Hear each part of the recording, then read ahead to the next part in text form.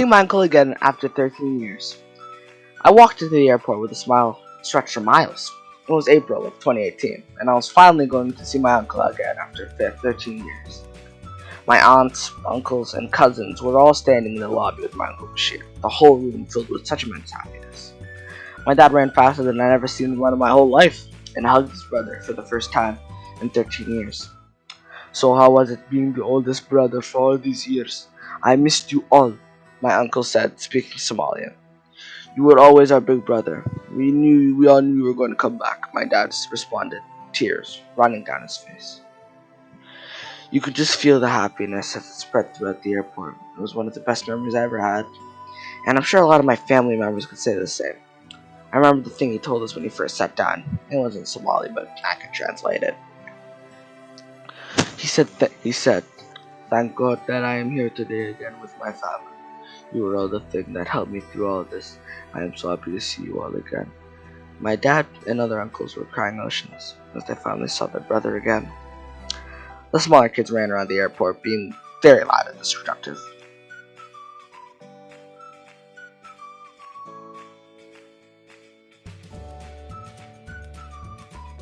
You know what'd be really funny? What? If we went on top of the plane as it took off. I think that would be really epic. Yeah! Great idea! Okay, let's go.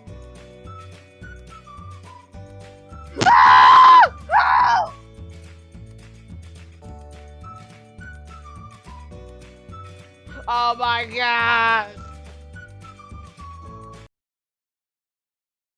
As all the adults and older kids were sitting with Bashir, as we sat and talked for what seemed like hours. I thought about the stories and things about him in the past and the first time I ever saw him. The first time I ever saw my Uncle Bashir was on my birthday. It was 2005 and I was 31 years old. I have vague memories of the party, mostly because of the abundance of pictures taken at the time. It was fun, but I was not aware that it was the last time I would ever see my uncle again for about 13 years. About a year later, my uncle decided to take a trip to Kenya to visit my family and sell clothes. But he was captured and detained by the Ethiopian military and sent to prison. When I first heard the news of what happened, I was devastated. I was just starting junior kindergarten and was at an after-school program with my mom, who was volunteering. She knew things were not going well in Kenya, but she didn't know that he was in a major prison in the Ethiopia region of Somalia.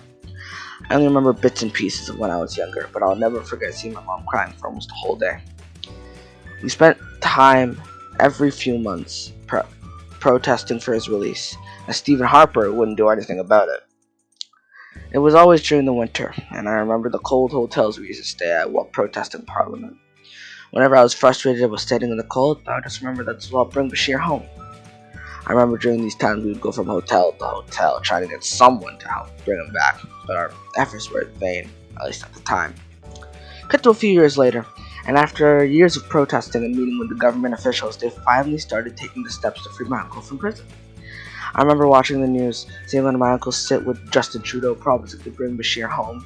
Due to the ties my uncle had with our Prime Minister, I had the privilege of meeting him when we went on a trip to see one of my other uncles. Fast forward back to 2018, and we finally got the news of his return, and in April we went to pick him at the airport. I'll never forget seeing him after all those years, and despite the horrible things he must have endured, he was happy as could be, making jokes, and in a great mood. All my little cousins were running around the airport, and it was like watching the circus. Everyone was going crazy. You just feel the happiness as it spread to the airport. It was one of the best memories I ever had, and I'm sure a lot of my family members could say the same. It was my fondest memory, and I'm happy to have my uncle home. I snapped back to reality with the sound of my mom yelling my name startles me. "Ali?" My mom hollers from across the lobby. I sulk towards her voice. "Say goodbye to your uncle. We have to go," she says. "Bye there," I say in Somali. It means bye, uncle. "We will come visit you very soon," I tell him. And that is the time seeing my uncle again after 13